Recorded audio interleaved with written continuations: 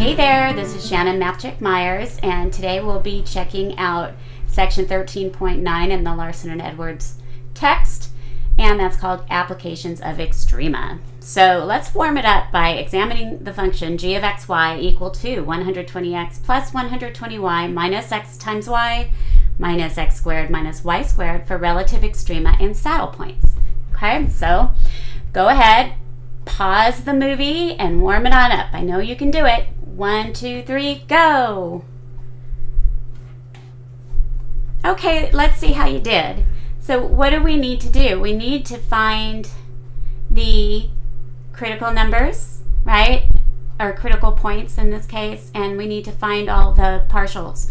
So I guess we can organize it by, we want to find the critical points.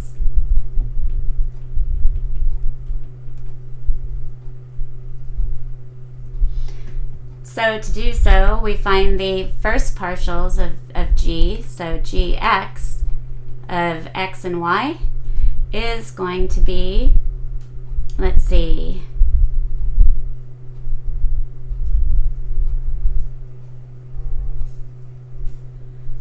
(120). Second term zeroes out, and then we'll have minus y minus 2x, and the last term zeroes out. And then finding the zeros of this one, we will have 0 is equal to 120 minus y minus 2x. And then we can just have 2x plus y equals 120. Now, taking a look at gy of x and y, we will get the first term zeros out, then we'll get 120 minus x, that fourth term zeros out, and then we'll get minus 2y. So, finding the zeros of this, we will have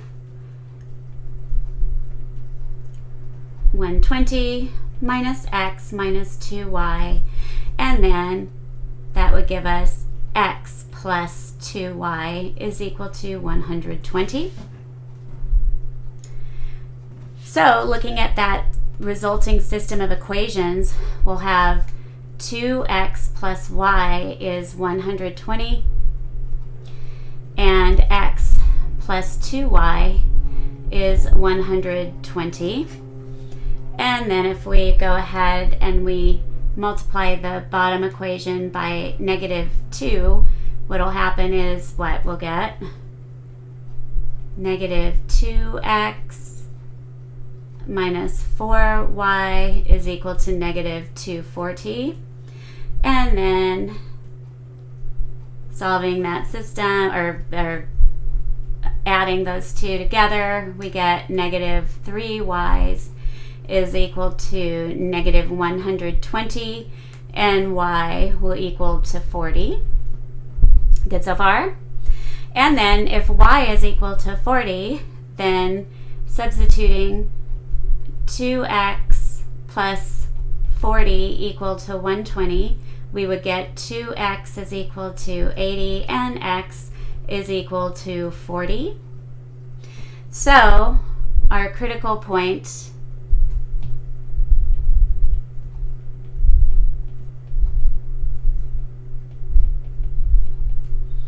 is 40, 40. Good so far? Awesome. All right, and just so you can see what we had plugged in, that's what we plugged in for y. And we were able to solve for x, and I think that's probably all you need to see.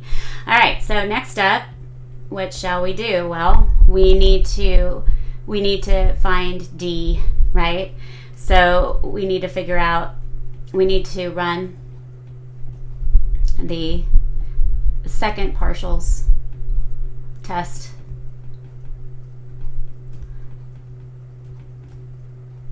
And to do that, we need to get some information, right? So gxx of x and y is equal to, let's see, I think negative 2. Does that look good? And then g, and so that gives us that g of 40, g x of 40, 40 is equal to negative 2. There's no x or y to plug values in for. And gxy of x and y will be equal to, so let's see, negative 1. And that will give us gxy at 40, 40 is negative 1. And gyy at x and y is equal to, where's our gy? That'll just be negative 2. And then we'll have gyy at 40, 40 will be negative 2. And so D is gxx at 40, 40 times gyy at 40, 40 minus the quantity gxy at 40, 40 squared. And so D is going to be equal to, let's see, negative 2 times negative 2 minus negative 1 squared, which will be equal to 3, which is greater than 0. And gxx at 40, 40 was equal to negative 2, which is less than 0. So by our second partials test, what does that mean? That means that there's a relative max at 40, 40, and if you plug in those two values into our original function g at 40, 40, you will end up getting 4,800. Cool, cool? And that is our conclusion. All right, so now that we're all warmed up, let's take a look at applying these concepts. So the first example asks us to find the minimum distance from the point 1, 2, 3 to the plane 2x plus 3y plus c is equal to 12. So distances can be kind of mean. If you want to simplify the computations, just minimize the square of the distance. So our first step would be analysis, right? We got to figure out what we know and what we don't know. And if you're welcome to go and look back at 3.7, I think it is, chapter 3.7, if you have any trouble with these optimization type problems. So here, what we're going to do is we're going to let S be the square of the distance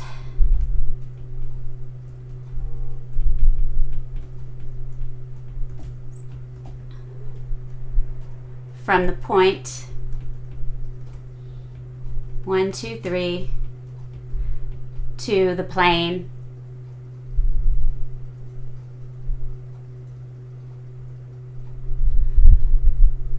or really it's to a point on the plane.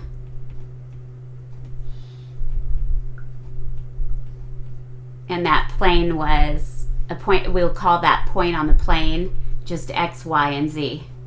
Okay? So, okay, S then will equal to, because remember that would be our distance squared, and so we would just get x minus 1 squared plus y minus 2 squared plus z minus 3, the quantity squared. So I just used the distance formula using 1, 2, 3 as our known point, and x, y, and z as the point on the plane. Okay? So, 2, what's our primary equation here? That's what's going to be optimized. So basically, evil plan here, we figure out what's going to be optimized, and then what we do is we try to reduce that primary. We'll have it as a function of 3 variables, and we're going to want to reduce this as and write it as the function of 2 variables. So basically, our primary equation, we actually already got that. Basically, s of x, y, and z is equal to what we just wrote here. But what we want it to be is we want it to be a function of x and y only. So in order to do so, right, what could we do? I mean, what tools do we have to use here? So here, our third step, we want to reduce, or you could say rewrite, I guess. Rewrite primary as function in 2 variables.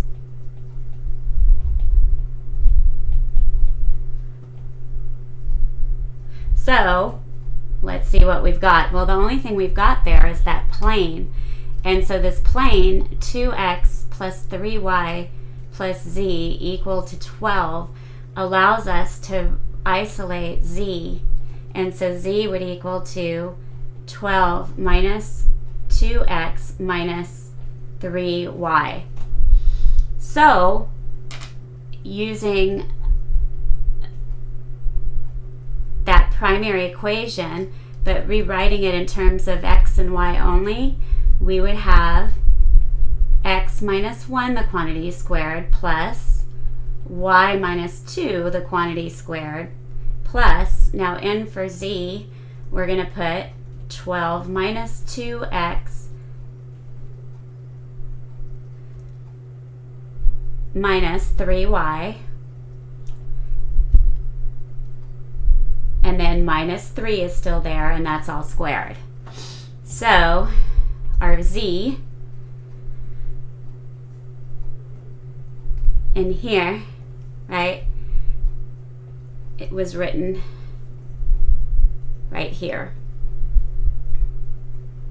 Okay, so next up, let's go ahead and simplify this a bit. So s in terms of x and y will equal to x minus 1, the quantity squared, plus y minus 2, the quantity squared, plus, now this will just be 12 minus 3 is 9, so we'll have 9 minus 2x minus 3y, the quantity squared. So I'll just keep it like that. I think that will be relatively easy to find the partials of. So step 4 starts our optimization process. So we're going to optimize. So to optimize, we're going to use our calculus, and so we need to find the zeros of the first partials, right?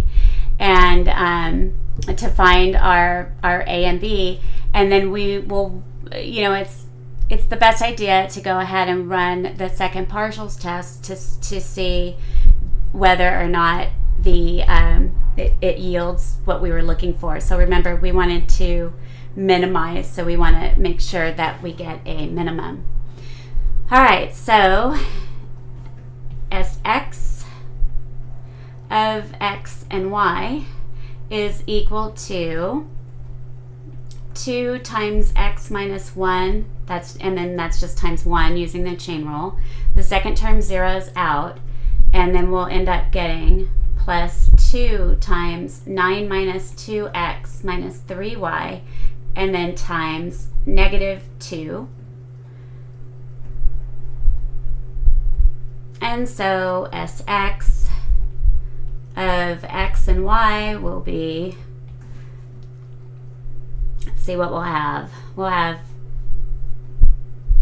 2x minus 2 minus 36 plus 8x plus 12y. And then Sx of x and y will be equal to 10x plus 12y. And then when we combine our constants, I believe we'll have minus 38. And then finding the zeros of this, we will get, and do you see that I can factor out a 2? So 0 would end up being equal to 2 times, no, you know what, I'm not going to do that. 0 will be equal to our 10x plus 12y minus 38. So then 10x plus 12y is equal to positive 38, which is equivalent to, dividing out a 2 from each term, 5x plus 6y is equal to 19. Groovy? Okay, so here we go. Now we need to find Sy of x and y. And do you see it's going to be pretty similar, except our first term will zero out, and we'll end up with 2 times y minus 2 times 1, and then plus 2 times 9 minus 2x minus 3y, and then times negative 3.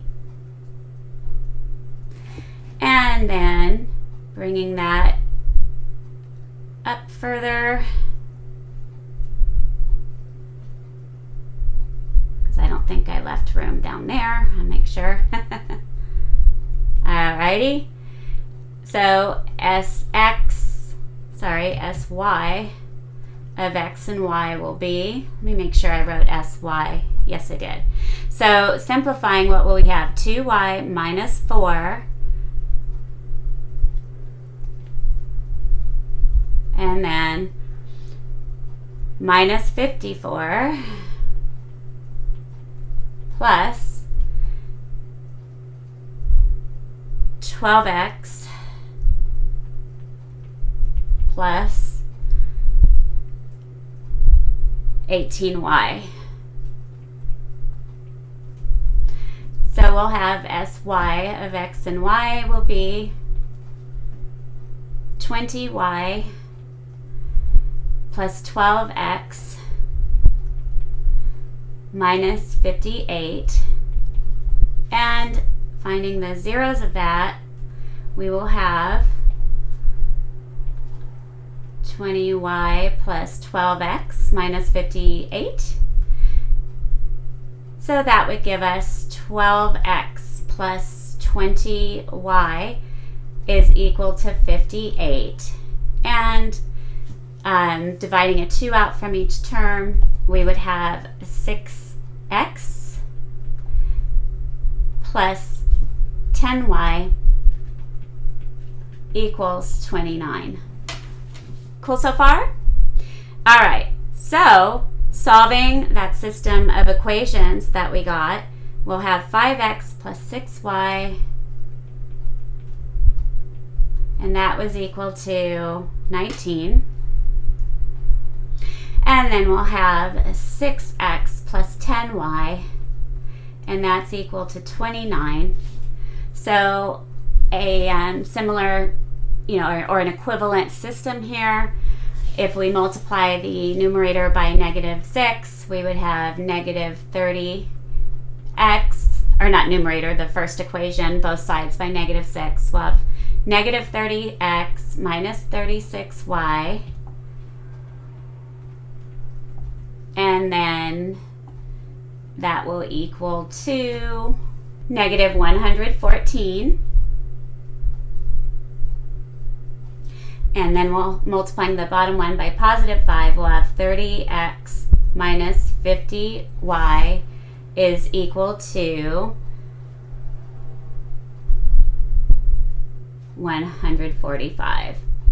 Groovy? And then adding, we'll have negative, actually this is positive, so we'll end up having positive 14y is equal to 31. So y will be 31/14. All right, substituting into that top equation, 5x plus 6y, so y was 31/14. That's equal to 19. I think we can divide out some of this here. So 7, 3. So we'll get 5x is equal to, if we get 19 in terms of sevenths, what would we have? We would have 133. And then minus 3 times 31 is 93. And that'll be all over 7. And so 5x is going to be equal to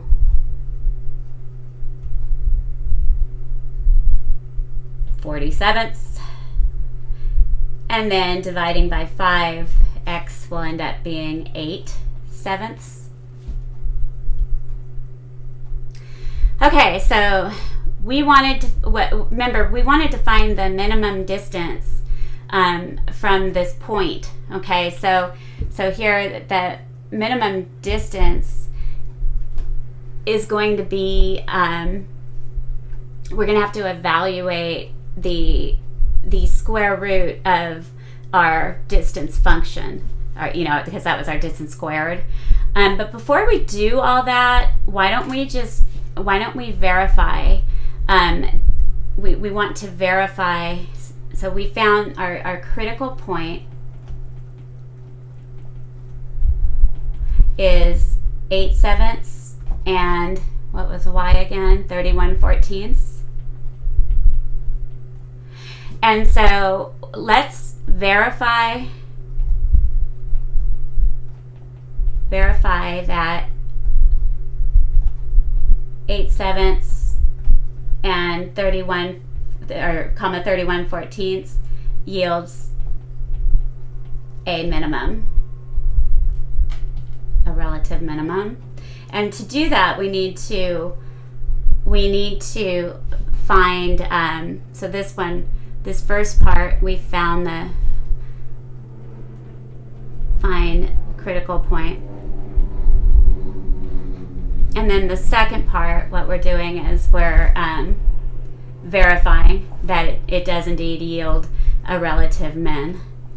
Okay, so here we go. That means we're going to need SXX.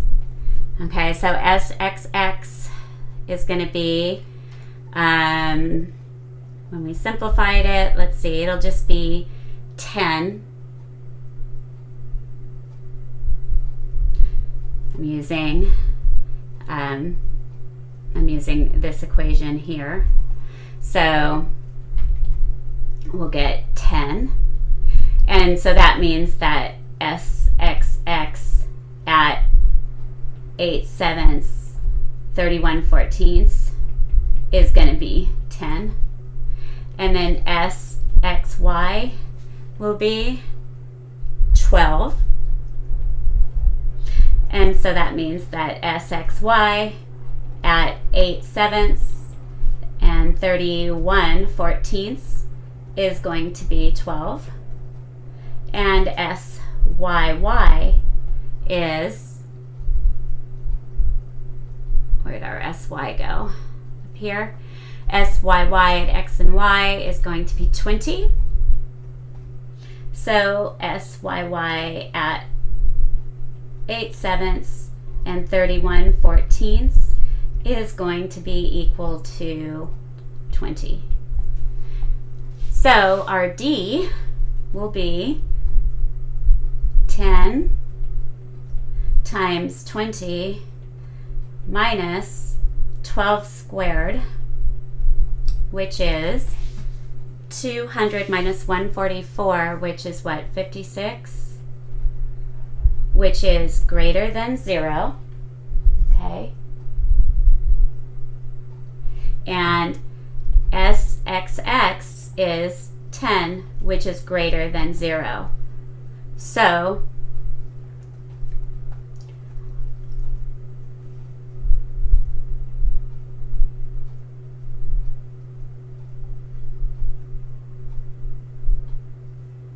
our point 8/7, 31/14 yields a relative minimum, which is good. And so now, you know, I'm assuming that you can plug this in for our original, but to find the we'll do it together. That's fine. So I'll just add a page here.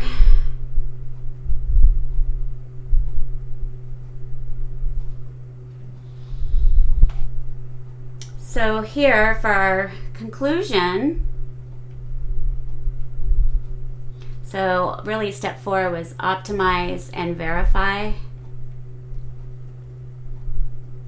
And so here we've got our conclusion. So what we need to find is that minimum distance, right? So S at 8/7 and 31/14 is going to be equal to, so plugging this in, we're going to get, let's see, 8/7 minus 7/7 is going to yield 1/7. That will be squaring. 31/14 minus 2/14 is going to end up being 3/14. We'll square that.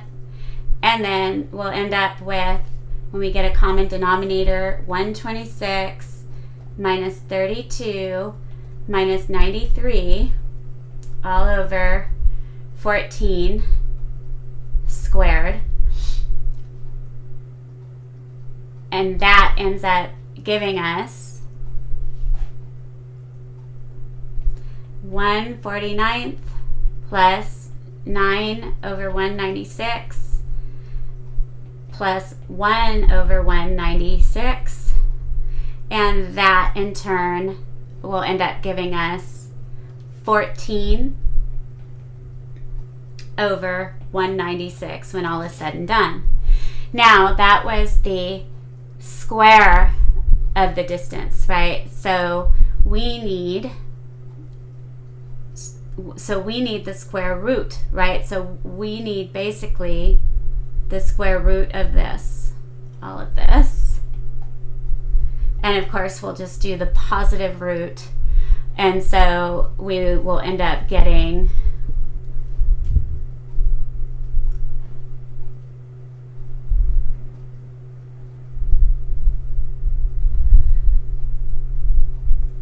root 14 over 14 and whatever units we're in, okay? So in words, we can say the minimum distance from the point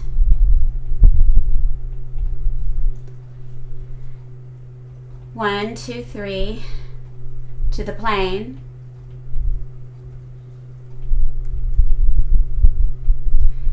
(2x plus 3y plus z equal to 12) is root 14 over 14 units. And we're done. Pretty cool, huh? So we're using our same skills, but instead of just looking at things graphically, we're able to solve for some applications. Groovy? Okay, so now let's take a look at this next example. We want to find three positive numbers, x, y, and z, which have a sum of 1, and we want the sum of the squares to be a minimum. All right?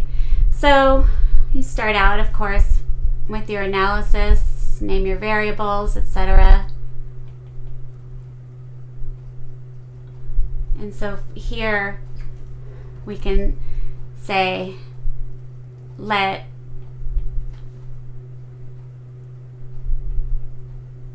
x be the first positive number, let y be the second positive number, and let z be the third positive number. Cool, cool? All right. So, what do we know they have? We know that they have a sum of 1, right? And that implies that if I isolate z, I would get 1 minus x minus y. Cool so far? All right, so what are we optimizing? What's our primary equation? And our primary equation will be in 3 variables. And remember, we're going to want to reduce that to be in 2 variables. So, I don't know, why don't we want the sum of the squares to be a minimum. So we'll use s again for the sum of the squares. So the sum of the squares in terms of x, y, and z is going to be x squared plus y squared plus z squared. Cool so far? Now we want to reduce the primary, or rewrite primary in 2 variables.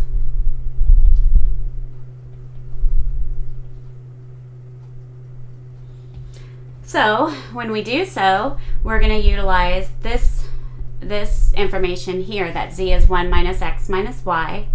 And so this sum of the squares in terms of just x and y is going to be x squared plus y squared plus 1 minus x minus y, the quantity squared.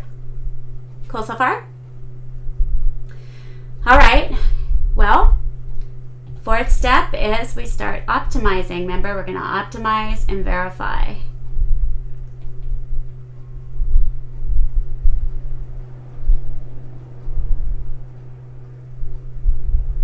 All right, so Sx. So the first step to that, remember, is we want to find critical point, or points. So when we do so, what will we have? We'll have Sx in x and y is just 2x. And then when we use the chain rule, we'll get minus 2 times 1 minus x minus y, which is going to be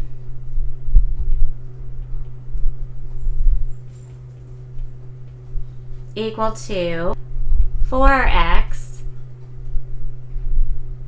plus 2y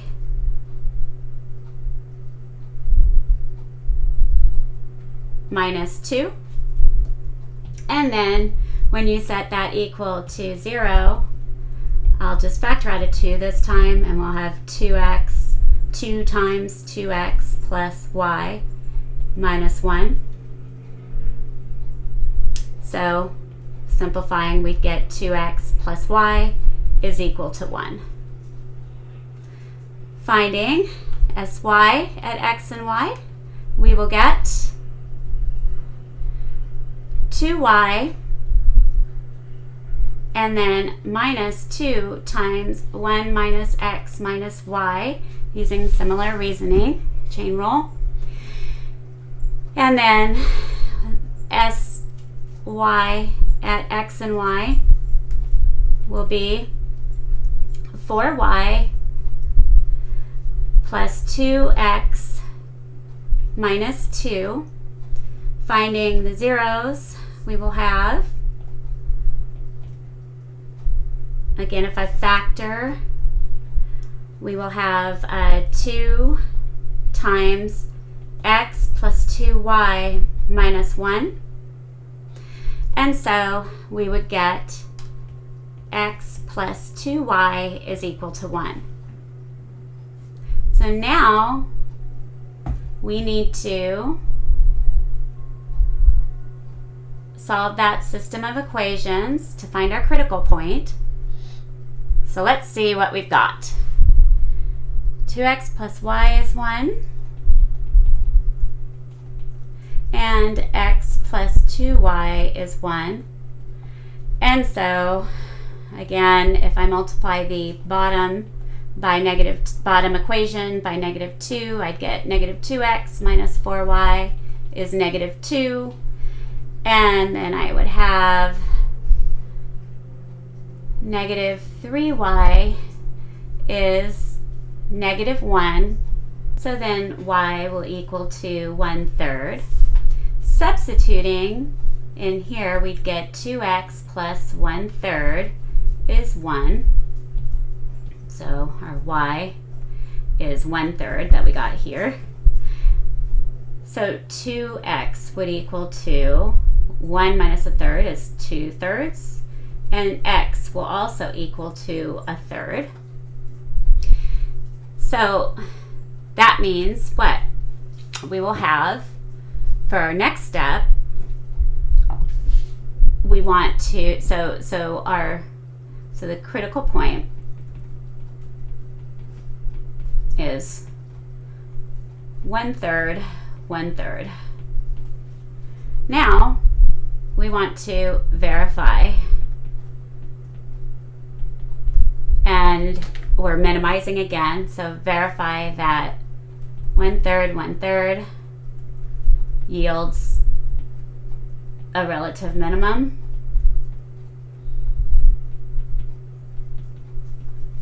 So Sxx of x and y is going to be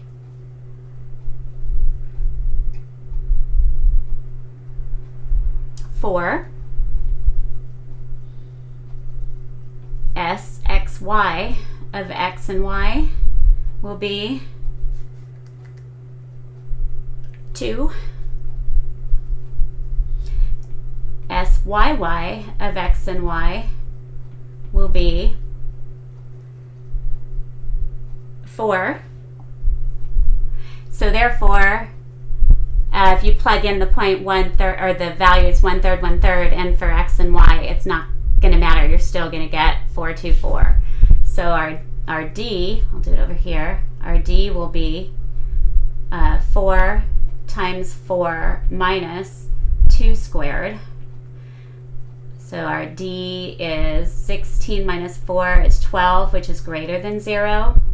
Sxx of x and y is 4, which is always going to be positive, right? So so it does, so yes. So yes, we verified it. D is greater than 0 and Sxx is greater than 0. All right, so now our conclusion, right? So for our conclusion, well, we need to find z, right? So what was z? We isolated it, didn't we?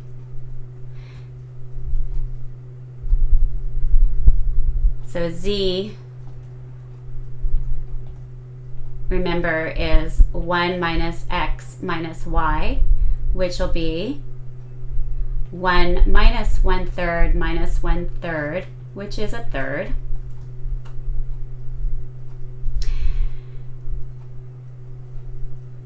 So we can conclude that the numbers 1/3, 1/3, and 1/3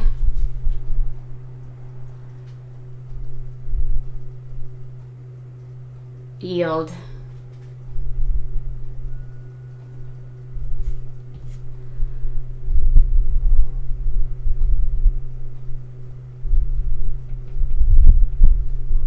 a minimum sum of squares.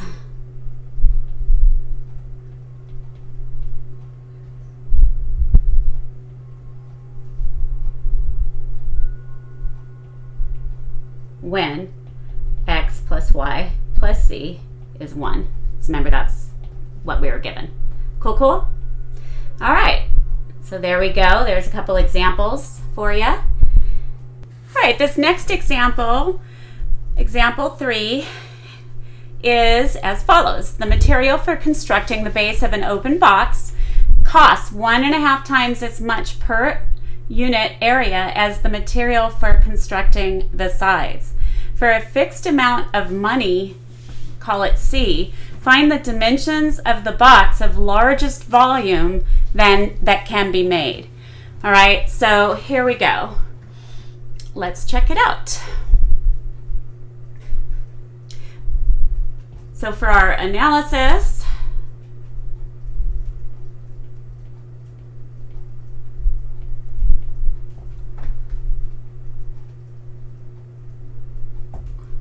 we've got a box with an open top, right? So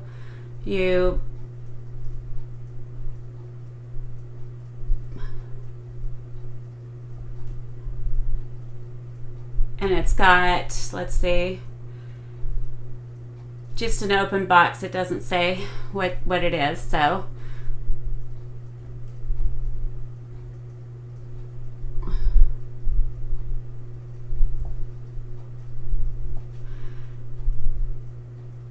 okay, so here, if we call this dimension here x, and then y and z, right? And remember that it's an open top, so we don't have to count it like we would a closed box. So we're going to be dealing with 5 faces only. So each of which will be rectangular. So let's see, we're going to be dealing with, let's see what areas we're going to have. We'll have the base costs 1.5 times as much per unit area as the material for the sides. So we're going to have 4 sides and 1 base. So our overall cost would be 1.5 times xy, because x times y would be the area of the base, the way I've drawn this. And then we have 2 areas of xz, which would be like the front and the back of the box. And then we have 1 area of the sides, and that would be, or I'm sorry, 2 of the sides. So that would be 2 times y times z. Cool so far? All right, so simplifying, where we can, I noticed that we've got 2 terms with a z in there. So let's go ahead and rewrite this as 1.5 times x times y plus z times 2x plus 2y. Cool so far?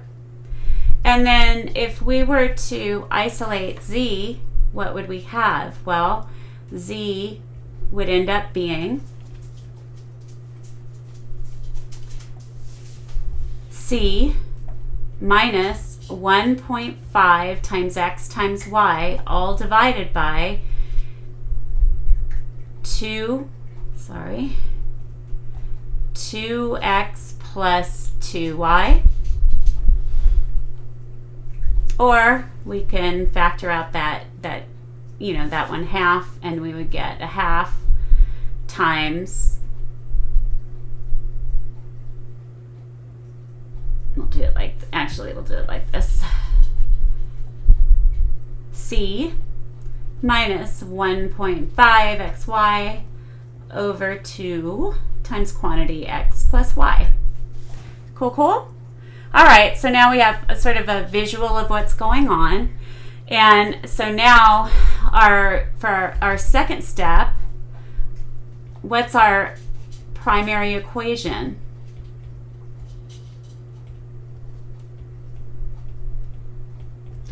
Well, what do we want to optimize? In this case, we want the largest volume box, or dimensions of the box that has the largest volume, right? So what we are optimizing is the volume, and right now we have the volume in terms of, if we look at in terms of x, y, and z, and that would just be x times y times z.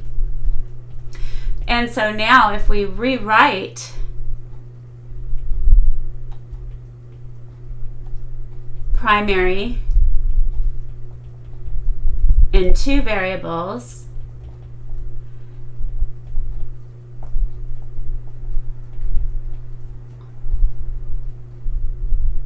let's see what we'll have. So our volume then in terms of x and y would end up being x times y, and then z we had gotten to be as, what was it, c minus 1.5 xy divided by 2 times quantity x plus y. And so this is what we're plugging in for our z. And we got that from this information here. Groovy? All right, so now the next step will be we need to optimize, right?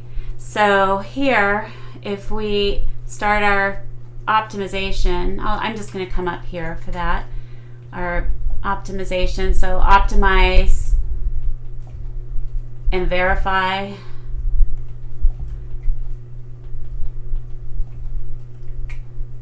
We will have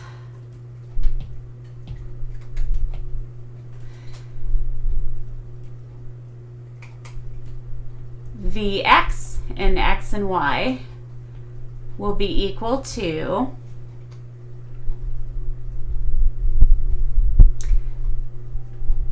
we'll have a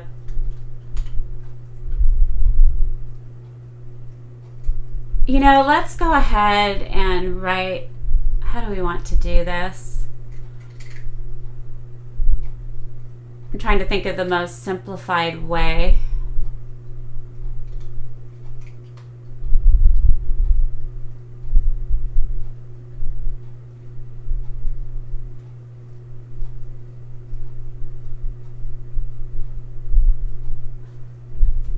Let's do this. So V in terms of x and y would be equal to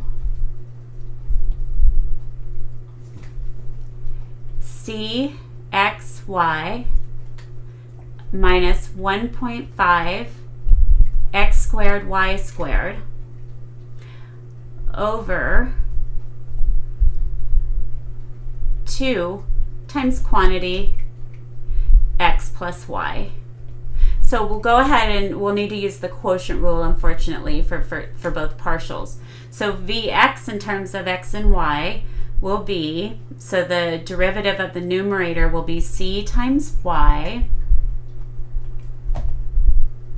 and then minus 3xy, and the y is squared. multiply that to the denominator.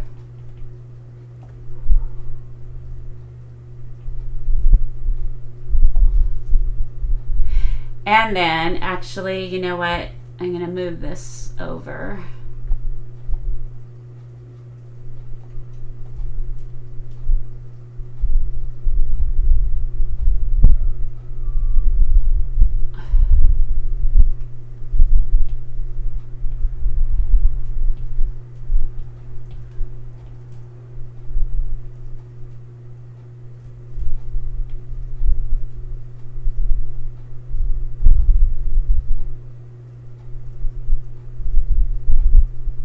Okay, now we've got it a little better. It's always so hard to plan for how much space I need. All right, so we've done the derivative of the numerator times the denominator minus the numerator, which was cxy minus 1.5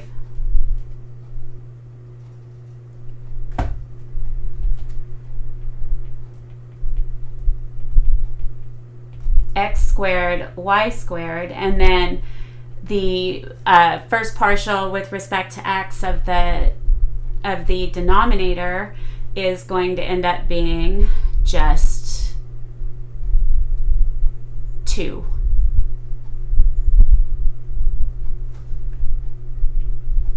All right, and then that's all over the denominator squared. So that'll give us 2 squared, which is 4, times quantity x plus y squared. Cool, cool?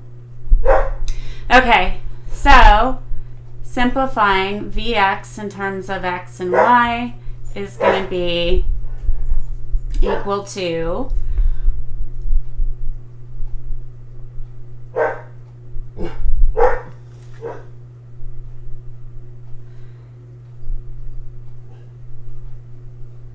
two c xy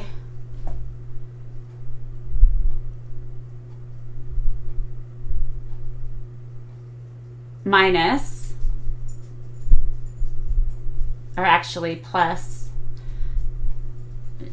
2cy squared. That's distributing the cy through the second and multiplying it by 2. And then we will have minus 6 x squared y squared minus 6 xy cubed.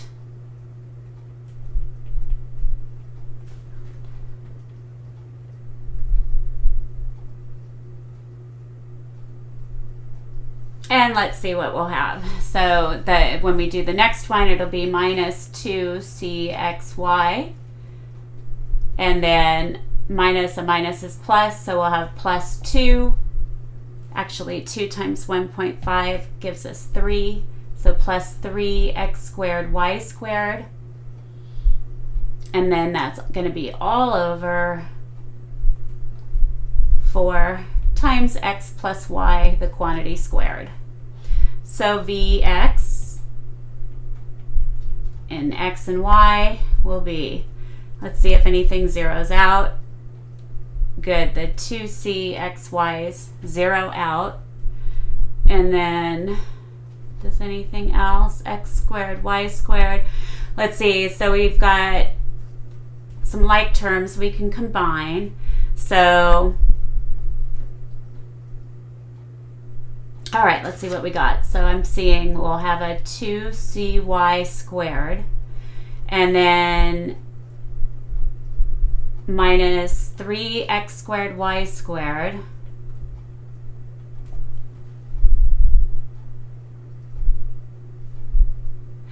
and then minus 6xy cubed over 4 times x plus y, the quantity squared.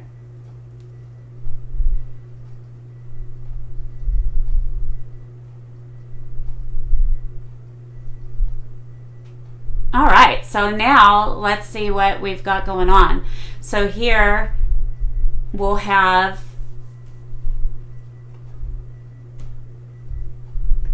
we want to find the zeros of this. And so to find the zeros of this, we would just set the numerator equal to 0.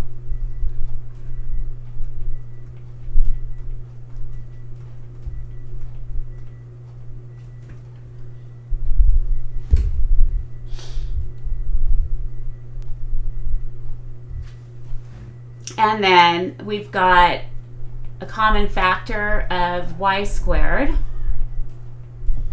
And so we'd be left with 2c minus 3x squared minus 6xy.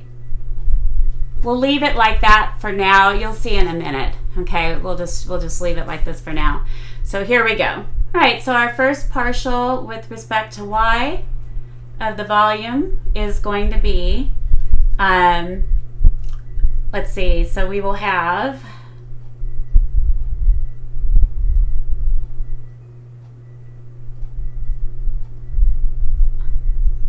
cx minus 3x squared y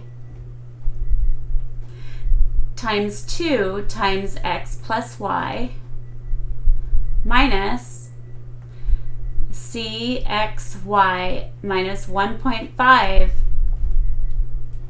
x squared y squared times 2 all over 4 times x plus y, the quantity squared. So first partial of y of the volume in terms of x and y is going to be 2cx squared plus 2cxy minus 6x cubed y minus 6x squared y squared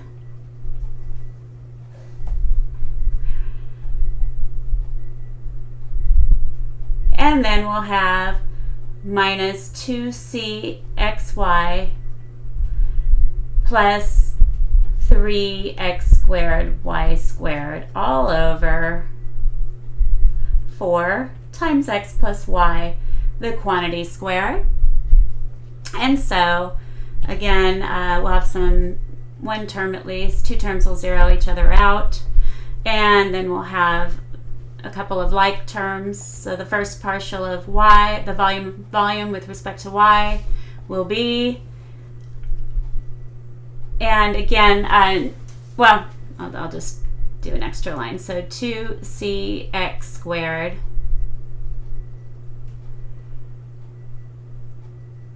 and then we'll have minus 6x cubed y minus 3x squared y squared. And that'll be over 4 times quantity x plus y squared. And then now factoring out the x squared, we will have x squared times 2c minus 6xy minus 3y squared. And we're finding the zeros, and so then their whole partial would be over 4 times x plus y, the quantity squared. Now to find the zeros, I just need to set the numerator equal to 0. And let's see what we have. 2c minus 6xy minus 3y squared is what is being multiplied to the x squared. And if you look up here, you know, at these two equations, right? You've got this equation here, so this is equal to 0, right?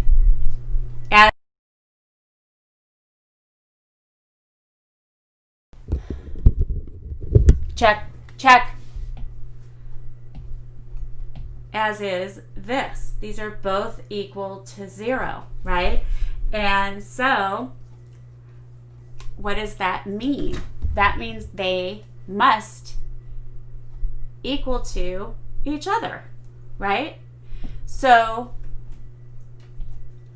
if we equate them, we would have x squared times 2c minus 6xy minus 3y squared would equal to y squared times 2c minus 3x squared minus 6xy.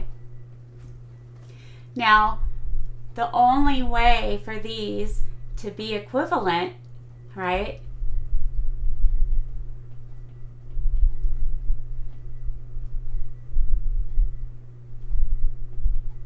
is if x equals y.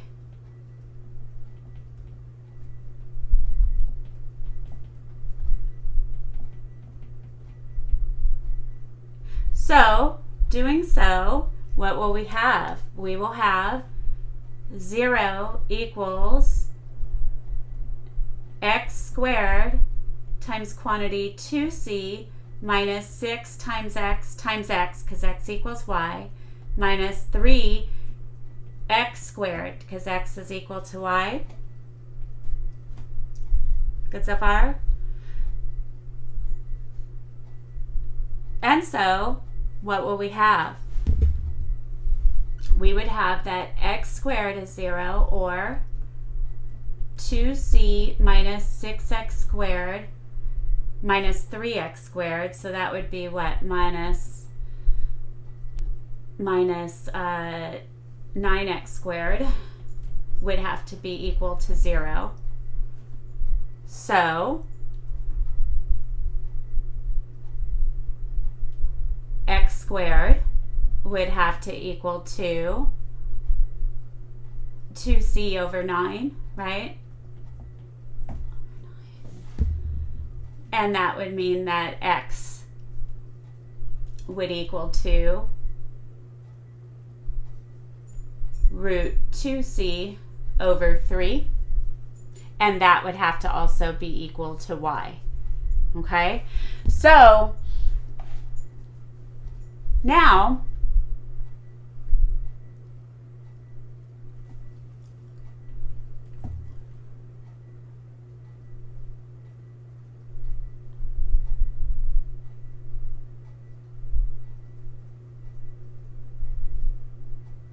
when you plot, I'm going to leave the second partials test to you. So I'm going to say verification left LTS, left student. That's what I had one teacher say all the time. All right, so now we'll go ahead, we'll add another page, and then what will happen is we'll find Z. Okay, so this would be our conclusion.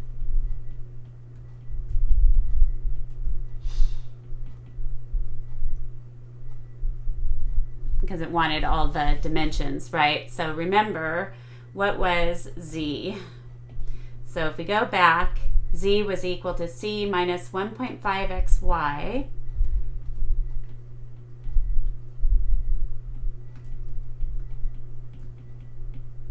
over 2 times quantity x plus y. And remember, x and y equal each other. And so when we plug in what we got, we'll have C minus 1.5 times root 2c over 3 times root 2c over 3. That's our x times y over 2 times root 2c over 3 plus root 2c over 3. And that will give us Z is equal to C minus 1.5 times 2c over 9 over 2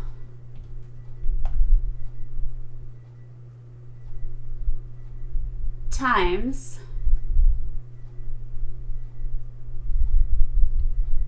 two of these root 2c's over 3.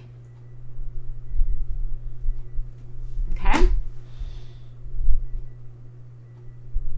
So, simplifying, z will be c minus 2 times 1.5 is 3. So you would have c minus c over 3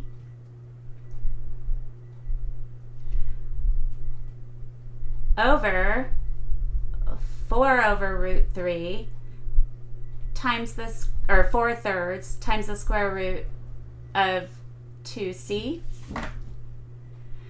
And simplifying, this would be, if I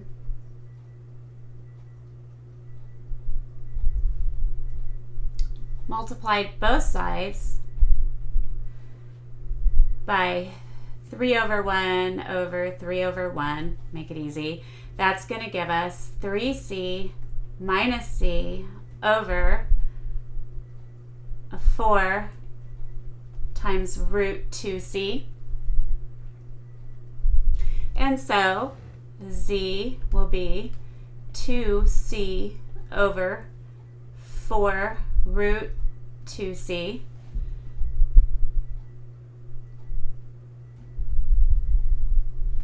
So z will be, we're almost there, the 2 divides out some of the 4.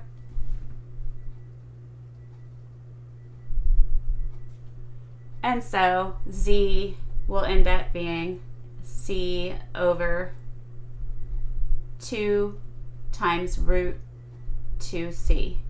And so those are the dimensions. We don't,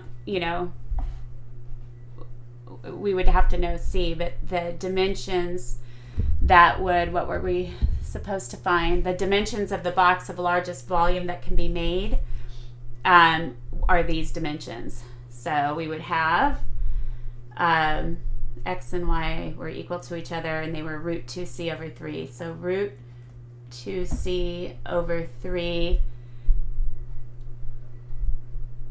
and then units by root 2c over 3 units by c over 2 root 2c units are the dimensions.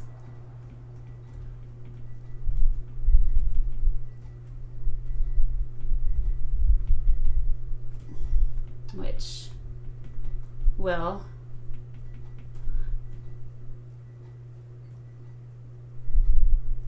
yield the max volume. Okay, so for this example, the example 4, a retail outlet sells 2 types of riding lawnmowers, the prices of which are P1 and P2. Find P1 and P2 so as to maximize total revenue, where our revenue is equal to 515 times P1 plus 805 times P2 plus 1.5 times P1 times P2 minus 1.5 times P1 squared minus P2 squared. Ready? Let's do this thing. So here we go. So actually a lot of this problem has been done as, because before, if you remember, we had to, figure out our supplementary equations. Sorry about the dogs. We had to figure out a primary equation, blah, blah, blah, rewrite it in terms of 2 variables. So a lot of this work has been done. So now let's just go ahead and dive in. We already have R in terms of P1 and P2. So I'll just rewrite it this way so it looks familiar. And that's going to be 515 P1 plus 805 P2, 1.5 P1 P2 minus 1.5 P1 squared minus P2 squared. So, sorry, I see the RP. I'm thinking rest in peace because it's near Halloween when I'm making this. Fun. All right, so now let's keep going. So our P1 and 2, P2 is going to be 515. Second term zeroes out. We will have plus 1.5 P2 minus 3 P1, and the very last term will zero out. And if I set this equal to 0, we're going to have a 515 plus 1.5 P2 minus 3 P1. That will give us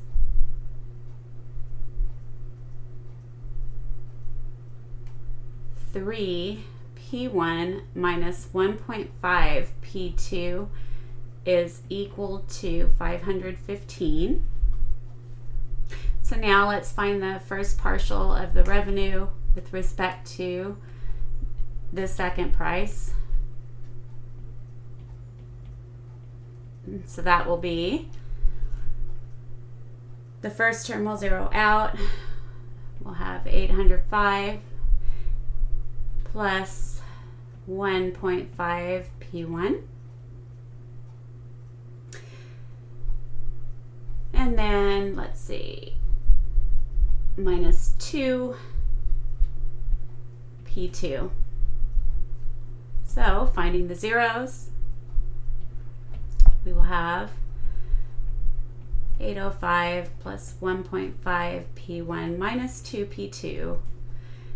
And that will give us negative 1.5 P1 plus 2 P2 is equal to 805. Solving that system of equations, let's see what we got. We've got 3 P1 minus 1.5 P2 is 515. And then negative 1.5 P2, nope, P1 plus 2 P2 is equal to 805. So, if I double the bottom equation, I'll have negative 3P1 plus 4P2 is 1610. Adding, we will have 2.5 P2 is equal to 2115. So P2 is going to be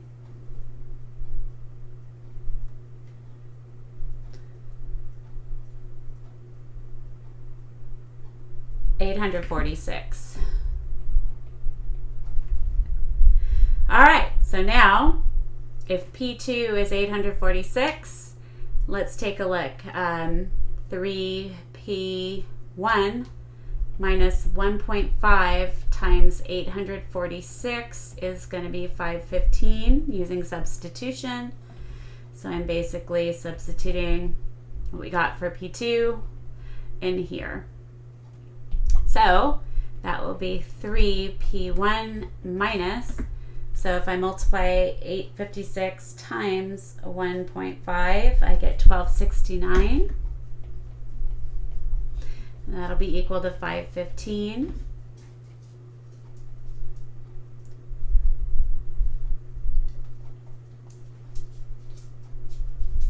And we'll get 3P1 is 1784. And so P1 will be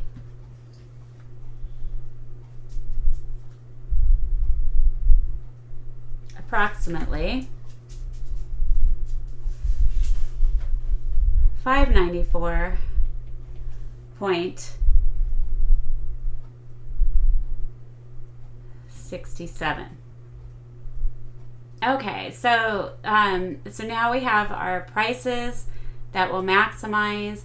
These, let's take a look at the verification. So if we take a look at our P1, in terms of P1 and P2, that's going to equal to -3. Our P1, P2, in terms of P1 and P2, will be equal to 1.5. And then our P2, in terms of P1 and P2, will be equal to -2. So D, so this is all verification. D is equal to -3 times -2 minus 1.5 squared. So D is 6 minus 2.25, which is 3.75, which is greater than 0. And our P1, in terms of P1 and P2, there's nothing to plug in, they were constants, is going to be equal to, is always going to be less than 0. So that implies, these two imply a relative max. Cool. So let's answer the question. All right, so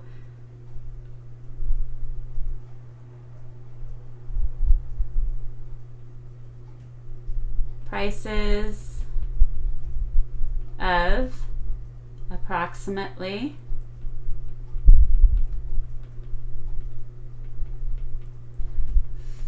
$594.67 and $846 even, respectively,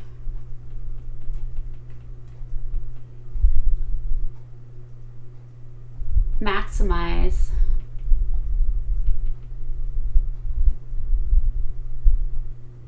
the total revenue.